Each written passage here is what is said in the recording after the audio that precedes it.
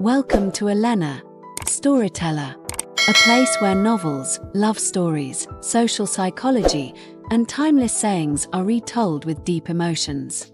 Join Elena to listen, empathize, and embark on the emotional journey of today's story. Clapperboard, meet me in the next life. Some promises never fade away. From the blood moons over the American South in the 19th century, to the dazzling lights of 1920s New York, to the restless pulse of the modern world. They, Evelyn and James, always find each other. But a cruel curse forces them apart. Life after life, century after century. Is love strong enough to defy fate? Can sacrifice shatter the chains of a curse? A journey across time. An immortal love story. Broken Heart, meet me in the next life, where love never ends. Chapter 1, The Curse in the Shadows. New Orleans, 1850. Night fell, and the southern city sank beneath the flickering glow of oil lamps. Hooves echoed against cobblestone streets, mingling with the faint scent of jasmine drifting from the banks of the Mississippi. Inside the Carter family's stately white mansion, destiny quietly stirred, waiting to be revealed. Evelyn Carter, the firstborn daughter of this old and wealthy Southern clan, grew up surrounded by silks and chandeliers. Her eyes, a clear springtime blue, and her porcelain skin made her the object of admiration at every gathering. But beneath her beauty lived a restless soul, one that longed for freedom, for a love not bound by contracts of wealth and power. The only man who stirred Evelyn's heart was James Whitmore, a poor farmhand who worked on the Carter estate. His sunburned hands were calloused from labor, yet his warm, steady gaze held a tenderness no nobleman had ever shown her. To Evelyn, James was not just a worker. He was her horizon, the living proof that love could exist beyond pretension and vanity. Their romance began in secret. A glance exchanged in the orange grove, a slip of paper tucked between the pages of her book. Nights when music drifted from the Carter ballroom, they would steal away to the riverbank, where only the wind and the waves bore witness to their vows. But beauty always walks hand in hand with fragility. The Carter lineage carried a dark secret, a curse passed down for generations.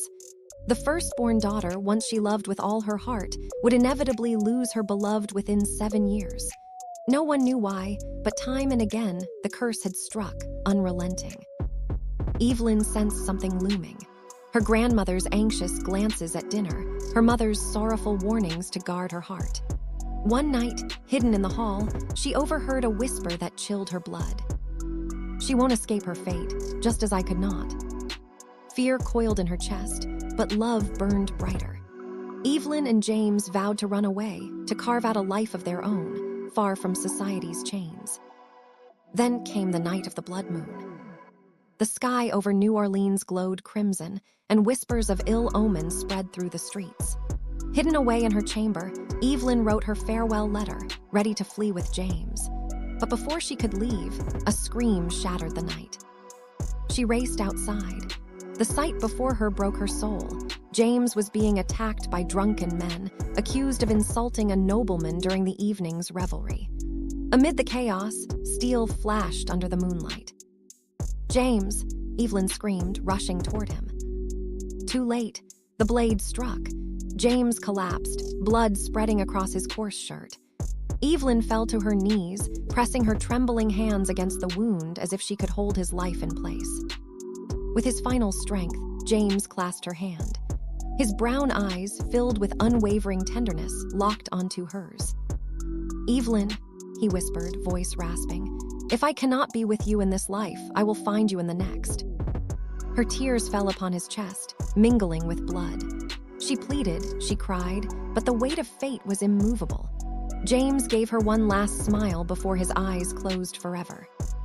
The world collapsed around her. Above, the blood moon glared, merciless. From the shadows, her grandmother stepped forward and murmured, "Now you understand, the curse spares no one." Evelyn broke, her heart torn into shards. Yet amid despair, a strange fire rose within her, not of hopelessness, but of defiance. James had promised he would find her even beyond death. She chose to believe. That night, as the blood moon sank, A new journey began, one that would carry their bound souls across centuries, through suffering and reunion, love and loss. Their story was not ending. It was only beginning. Chapter 2, Memories Reborn. New York City, 1925. The city that never sleeps pulsed with energy. Ships wailed at the harbor, neon lights blinked along Broadway, and jazz rhythms spilled from bars and dance halls. It was the age of freedom, of roaring dreams, of living fast beneath glittering skis. Clara Monroe stepped onto the stage of a Fifth Avenue bar, sequined dress shimmering, short flapper curls framing her crimson lips. She was the embodiment of the jazz age. But what mesmerized the audience were her eyes, rare, ocean blue, haunting in their depth. When Clara sang, time itself seemed to falter. Her voice was silk wrapped around sorrow, as though every note carried centuries of longing. In the smoky haze sat Daniel Hayes, a young journalist for the New York Chronicle. He had come to write about nightlife, but the moment he heard her voice, his pen fell idle. He was captivated not just by beauty, but by something achingly familiar. When their eyes met mid-song, a jolt raced through both of them. Clara froze for half a heartbeat. Why did this stranger's gaze feel like home? Why did her heart ache, as if it remembered 1,000 moments never lived? Daniel, too, struggled with the impossibility of it. He did not believe in fate, but the sorrow in her eyes stirred something ancient inside him. After the performance, he sought her backstage. Nervous, he stammered, "I'm Daniel Hayes, a journalist, but I just had to say your voice feels like something I've known forever." Clara smiled faintly, though her pulse raced. "That's strange. I thought the same about you." That night, they spoke until dawn. Daniel became a fixture at the bar, and Clara, though she never admitted it, waited for his gaze in every crowd. Love bloomed, fragile yet inevitables new, yet unbearably familiar.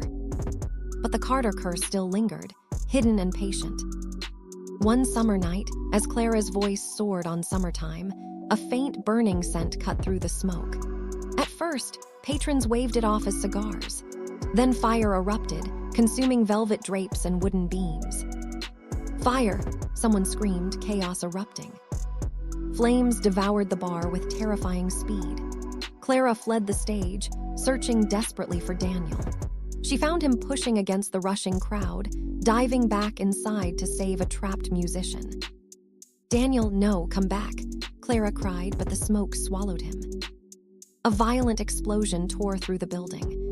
Heat and red light bathed everything. Clara's vision blurred, but in the inferno she saw him, Daniel, broken yet unyielding, staggering toward her. His voice thundered over the flames. "I'll find you again, Clara. No matter how many times, no matter how many lives." Then the fire consumed him. Clara screamed, but strong arms dragged her away. She collapsed outside as the bar crumbled into ash. To the world, it was a tragic accident. To Clara, it was fate repeating itself, merciless as ever. She sat among the ruins at dawn, eyes blazing with grief and rage. Yet in her despair, she heard his vow echo. No matter how many times, no matter how many lives. Through tears, she whispered to the smoldering ruins, "I'll wait for you, wherever, whenever." The cycle had begun again. Love reborn, love destroyed, bound by a curse that refused to die. Chapter 3, Reunion Among the Stars. Los Angeles, 1980.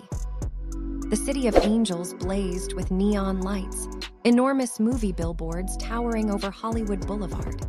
This was the golden age of cinema, where thousands of young dreamers flocked in hopes of touching the stars. Emily Carter, 21, had just moved to Los Angeles to study film at UCLA.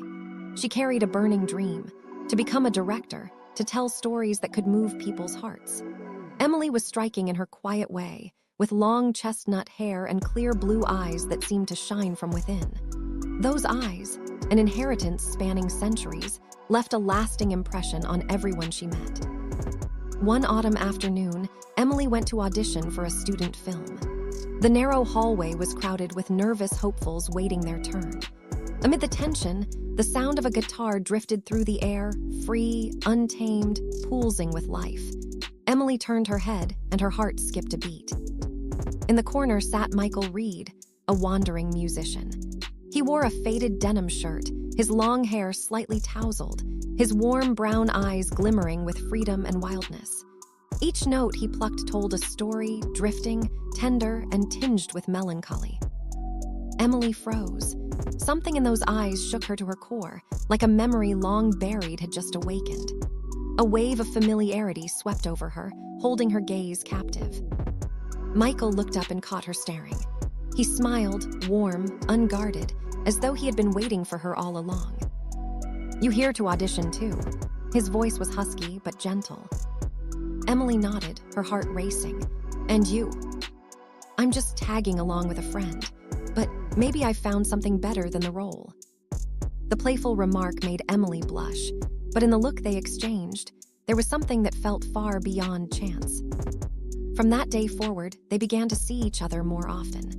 Michael would wait for Emily after class, take her to hole-in-the-wall diners, or bring her to gritty artist bars where the music never stopped.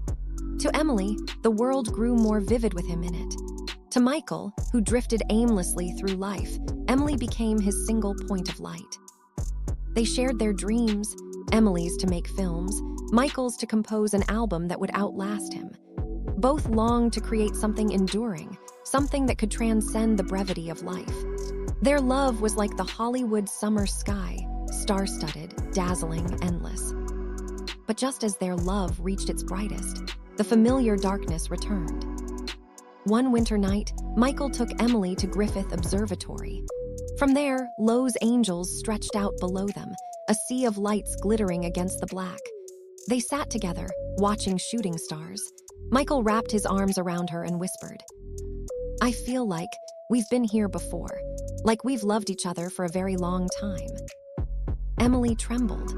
The hazy dreams of her childhood resurfaced, a man falling beneath a blood-red moon, a jazz club engulfed in flames, eternal vows whispered in smoke.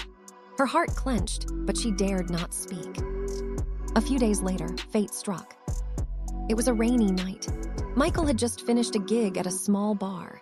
He drove Emily back to her dorm in his battered Ford. On the slick highway, the radio blasted rock anthems that drowned out the storm. They sang together, laughing, as though the future stretched bright before them. Then suddenly, a truck swerved out of control from the opposite lane. The screech of brakes ripped through the night. Emily screamed. The world spun, headlights flared, then came a violent crash. When Emily awoke, acrid smoke filled the air. Sirens wailed in the distance. Dizzy and battered, she turned frantically toward Michael. He lay slumped, blood staining his shirt. "Michael," she cried, clutching his hand, trembling. "Don't leave me." His brown eyes fluttered open. He looked at her tenderly, as if he had always known it would end this way. "Emily," his voice was faint. "I don't know why, but I'm certain I've loved you for many lifetimes. And if I have to go, I promise I'll find you again." Tears streamed down her face, soaking his skin. "No, you'll live. You have to live with me." But fate was merciless. Michael smiled one last time, his breath faltering. His hand grew cold in hers. Emily's cries echoed through the rain as ambulance lights flashed like falling stars. Once again, love had shattered at the height of its beauty. The city of Lowe's angels still burned bright, but inside Emily, only darkness remained. She knew this wasn't just an accident, it was the invisible hand of the curse, tearing her heart apart once more. And in her despair, she heard his vow resound, mingling with memories of long ago. "I will find you, no matter how many times, no matter how many lives." Emily lifted her tear-streaked face toward the star-filled sky, her heart aching but resolute. She knew that no matter the shadow that followed them, their souls were bound. Someday, among millions of lives, they would recognize each other again. Chapter 4, The Present, Forgotten Secrets. New York, 2025.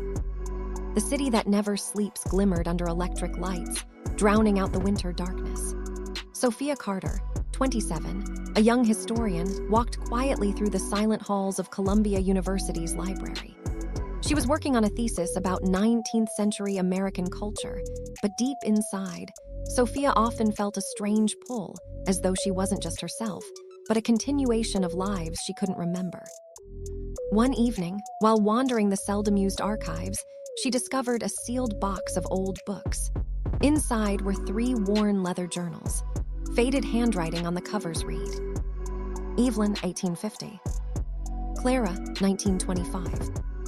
Emily, 1980. Sophia's hands trembled as if an invisible current ran through her. She sat down and began to read. The first journal, Evelyn, 1850, told of a Southern girl deeply in love with a young man named James. A love torn apart by family hatred, ending in blood. The second, Clara, 1925, recounted the Prohibition-era South. Clara loved James, this time a jazz musician, and tragedy struck in a bar fire. The third, Emily, 1980, revealed a drifter musician named Michael, with warm brown eyes uncannily like James's, who died in a car crash. Sophia flipped the pages, her heart racing. Each word pierced her with the sharpness of déjà vu. Childhood dreams returned.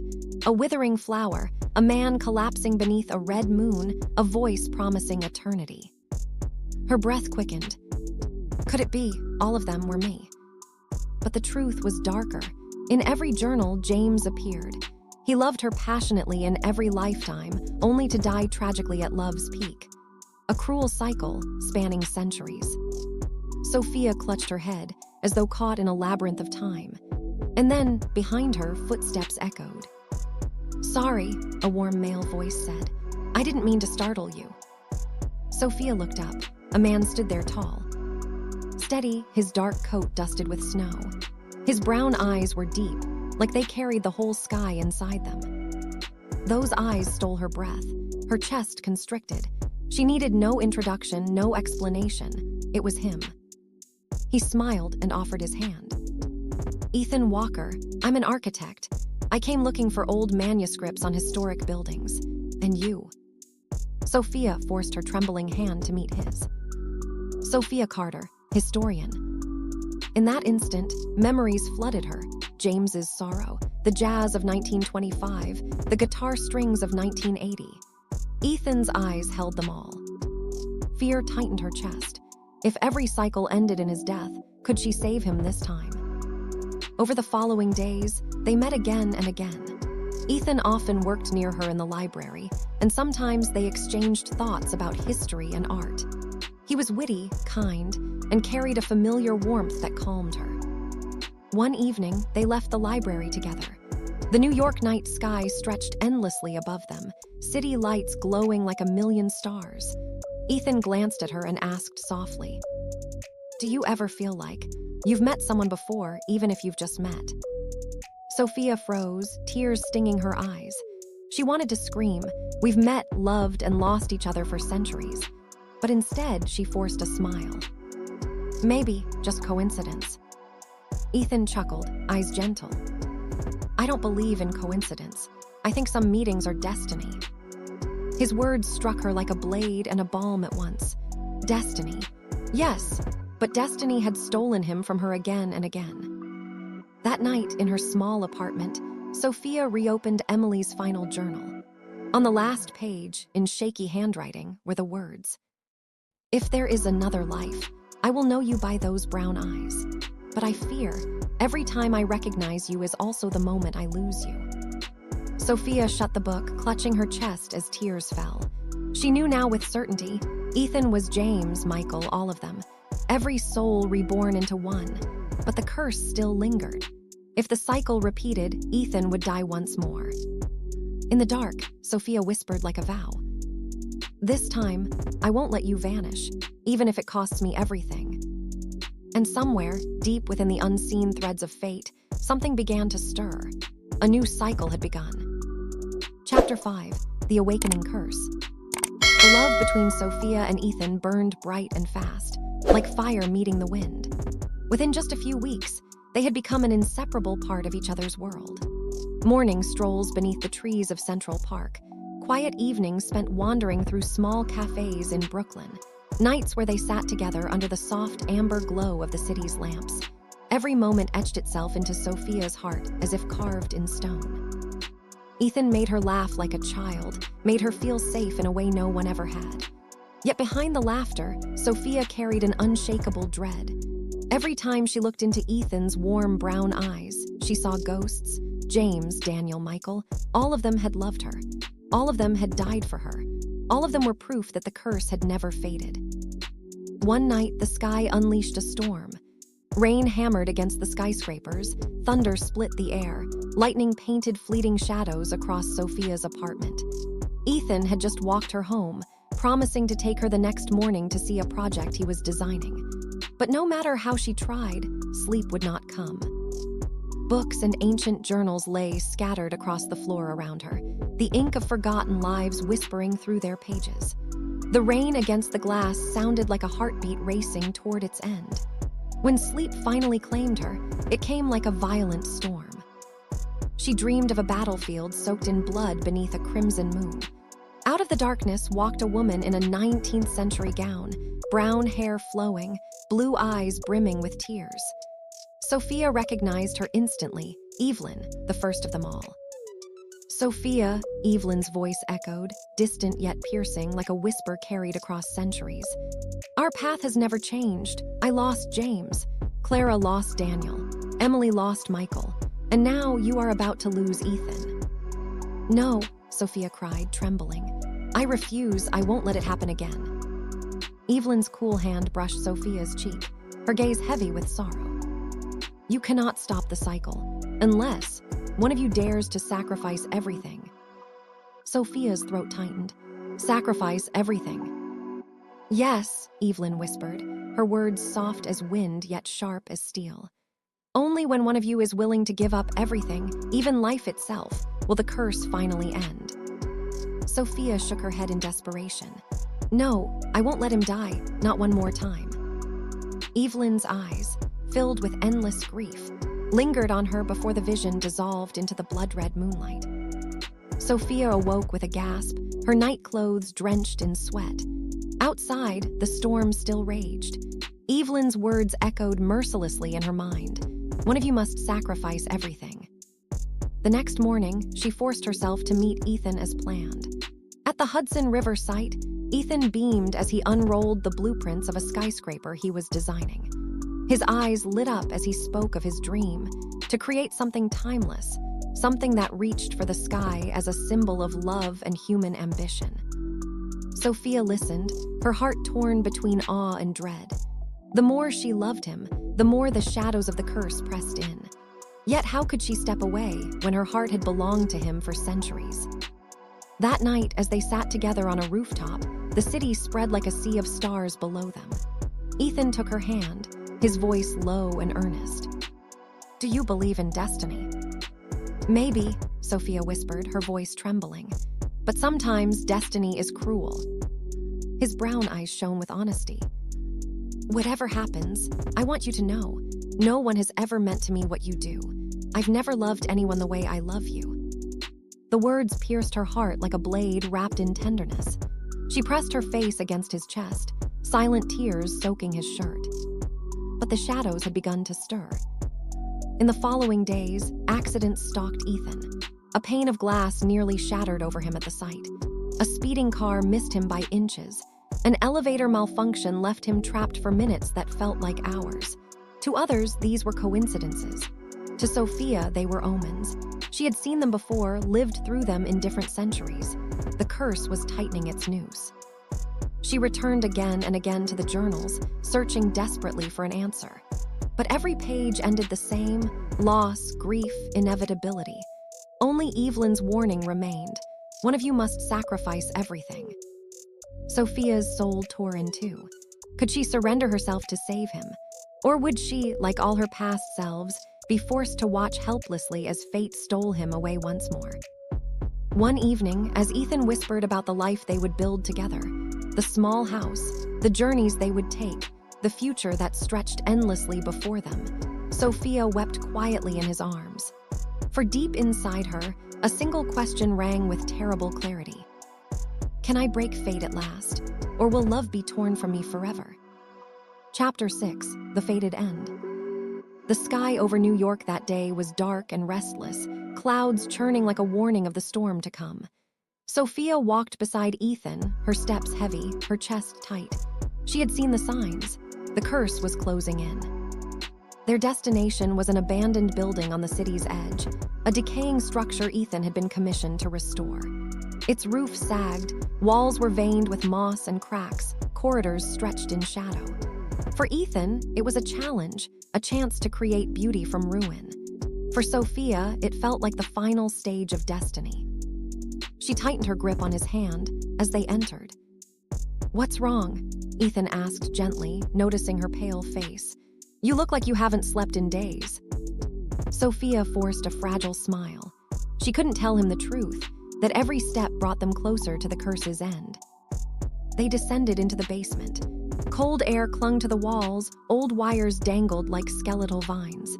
Ethan swept his flashlight across the space, nodding measurements, jotting down ideas. Sophia shivered. She felt it, that same cold presence, as though unseen eyes were waiting. Then it happened. An explosion ripped through the silence. The floor shook, bricks crumbled, and fire burst from ruptured gas pipes. A steel beam crashed down, pinning Ethan to the ground. Flames licked the walls, thick smoke pouring in. "Sophia, run!" Ethan shouted, struggling in vain. But Sophia stood frozen. She had seen this before, the burning bar of 1925, the crash of 1980. The curse had arrived for its final blow. Evelyn's voice whispered from memory. "Only when one of you dares to sacrifice everything will the curse be broken." Tears blurred Sophia's vision. Her chest ached with the weight of centuries, and in that instant, she knew what she had to do. With a cry, she charged into the fire.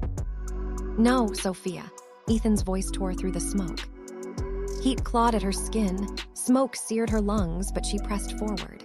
Her hands burned as she pushed against the beam, shielding Ethan's body with her own from the flames roaring behind them. Muscles screamed, her vision swam, but she would not stop. With one last desperate effort, the beam gave way.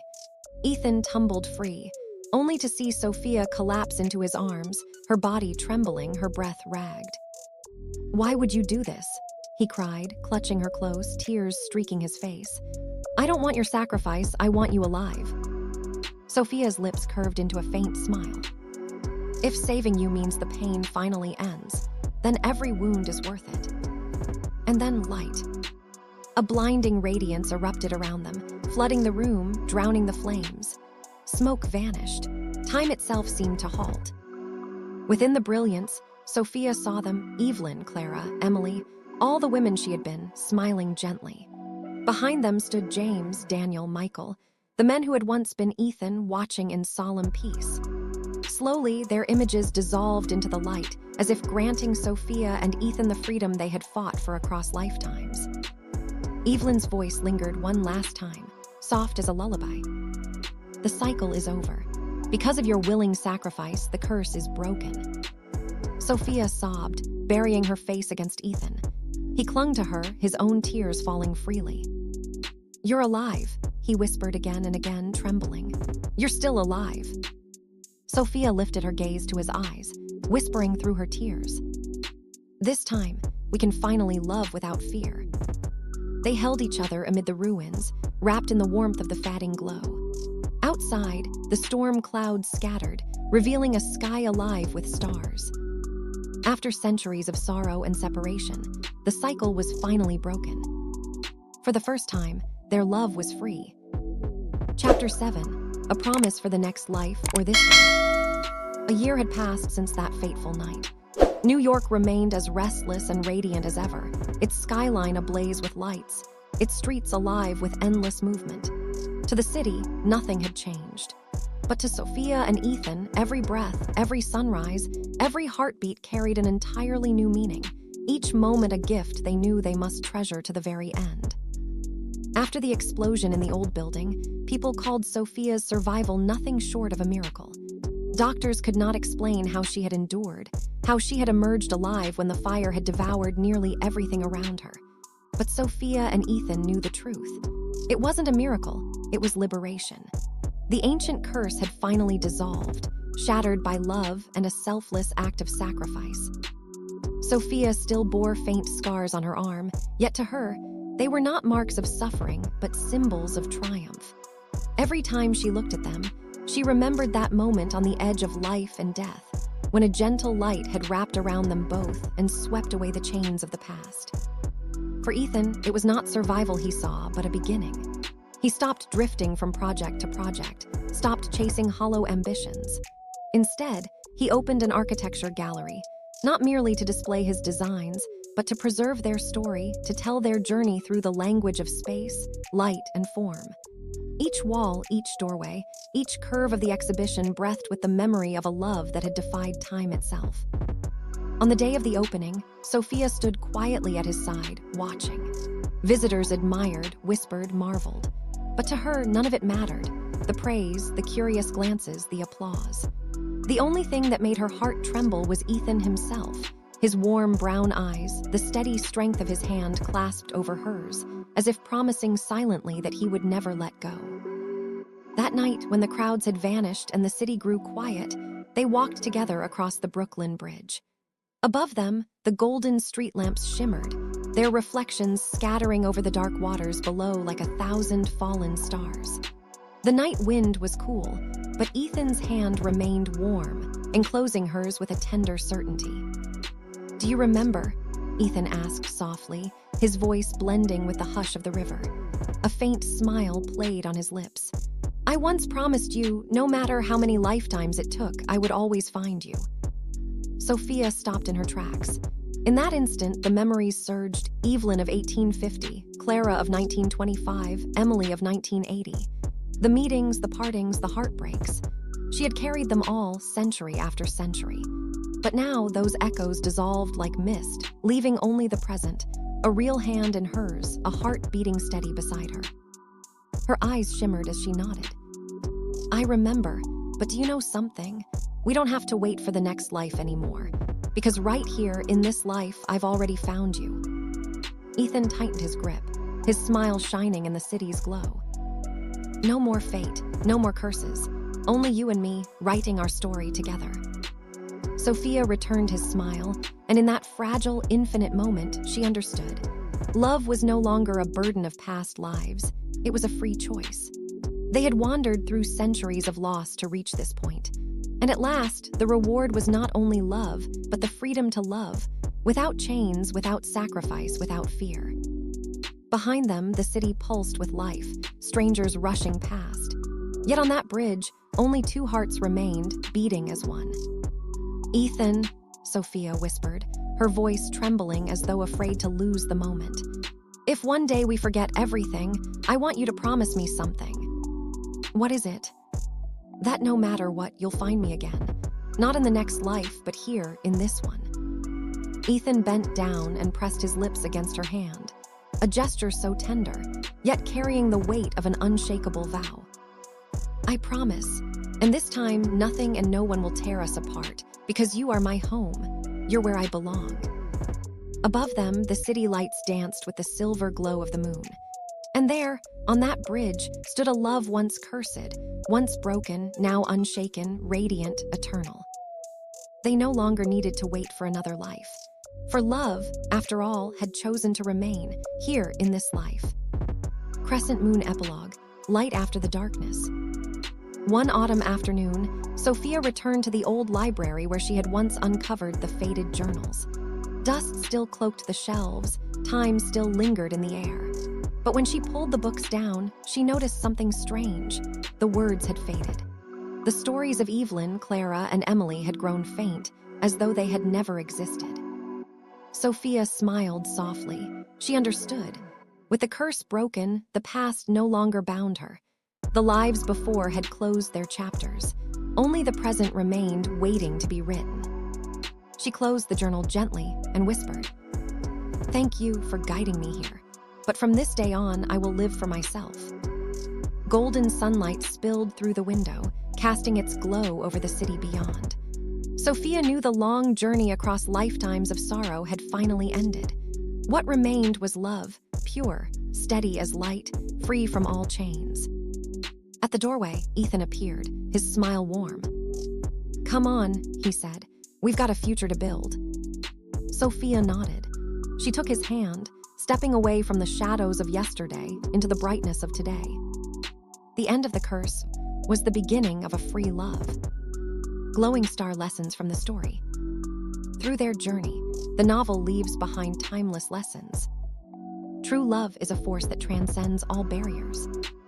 Whether of class, of time, or of curses, only love born of truth and sincerity can endure. Sacrifice is the key to liberation. Only when Sophia dared to risk her life to save Ethan did the cycle end. Love is not only about receiving, but also the courage to give all. The past does not bind the present. Evelyn, Clara, Emily all carried grief, but Sophia chose to live wholly in the now. Fate does not dictate us. We have the power to rewrite our story. Happiness lies in choice. To love, to forgive, to sacrifice, to move forward, these are choices. And it was choice, not destiny, that opened a new future. True love does not need to wait for another life. When we treasure and protect it, this life can be the heaven lovers seek. Backhand index pointing right thus, the story is not just a tale of romance and fate, but a reminder. Live fully in the present, love with your whole heart, and be willing to sacrifice for one another. For that is the way to break free from every chain of destiny. Thank you so much for watching until the end. Don't forget to subscribe to support Elena, Storyteller, and stay tuned for the next heartfelt video.